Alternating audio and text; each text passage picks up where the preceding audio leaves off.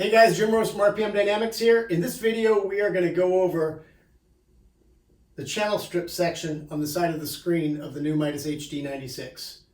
If you hit the menu button here, it can either be a sidebar, which gives you options, or it can be a channel view.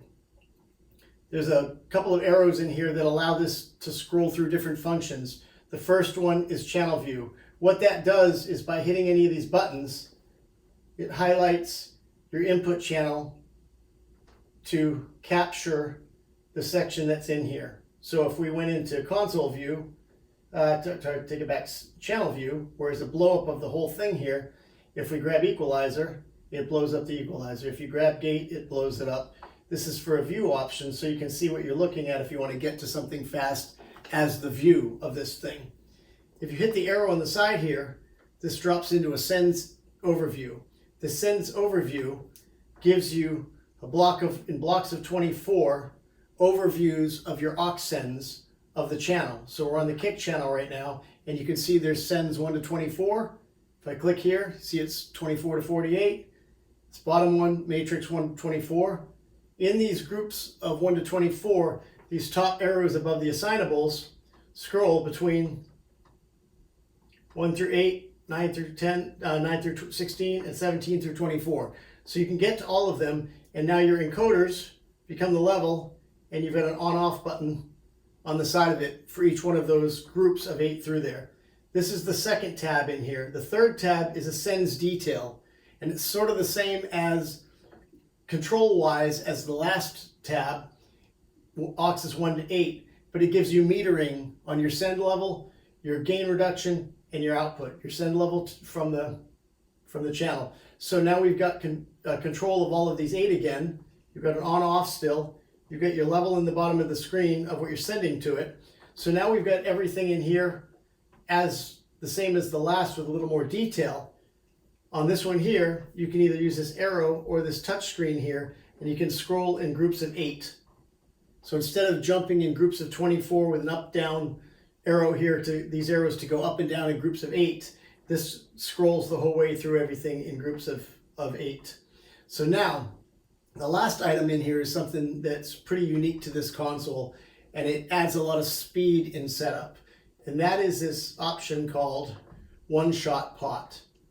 What one-shot pot does is this top knob will become whatever feature you choose it to be. So if I grab the gain of this channel, I should say there's nothing assigned to that. So if I grab the trim of this channel, it moves it over to this pot, right? If I grab the trim of this, right, it moves it to this. If I grab the delay, it makes it that. Where that comes in handy is, say I have, I'm going to move this console back into inputs 1 to 16. So I need to start gaining things up really fast, or call it trimming them up, because I don't have any analog level coming in. So I could turn that knob into the trim here. And now that I've selected that, as I scroll through channels, this allows me to set all of my trims up to whatever I want them to be. And I can go right through channels and set all my levels, and that knob becomes that thing. If I click on this button here, I can lock that in. So this will stay as the trim. And now the next knob that I grab, which is my compressor threshold, will jump to the second knob. So now I can roll through compressors fast on channels, and that'll stay there. If I want to keep that one there, I can lock that one in, and then whatever the next feature I grab, so this level here, will become the next one. But if I don't lock it in, if I move to something else, it will switch to that. That one's actually already locked in, but I can grab here. That will move to the next one. So I have options to get to everything on these channels based on these pots that will stay as what you set them for. So as you scroll on channels, these one-shot pots will remain that.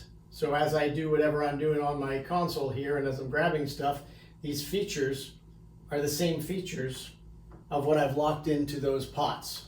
So this gives you a super fast way to build 8 of these things. And if you want, you can just click on these things and take them out afterwards.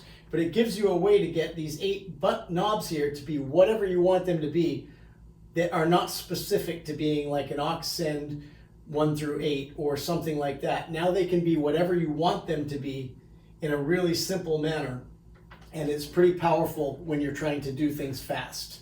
So this gives you the ability to load this thing up with whatever you want it to be, and it'll be the last thing you picked. That knob will stay there for whatever channel, for whatever you choose to go. It will stay there until you lock it, and then the next knob will become the next thing. So this is one-shot pot. It's pretty powerful, and it helps make things pretty fast. So again, setting gains or something, you can scroll through your channel and just keep your hand in the same place as you do it. High pass is the same way. Instead of scrolling down knobs, just keep your hand in that one place and zip through everything.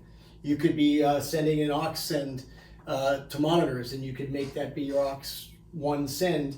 And as you're talking to your guys on stage and they're raising their hands, if you're doing it this way, you could just keep your hand on that same knob and scroll through instruments here for that guy's mix, or do whatever case may be. So there's a lot of possibilities, but this is a pretty neat feature that I've never seen on another desk. So this is one-shot pot. This is the channel strip section on the new Midas HD96.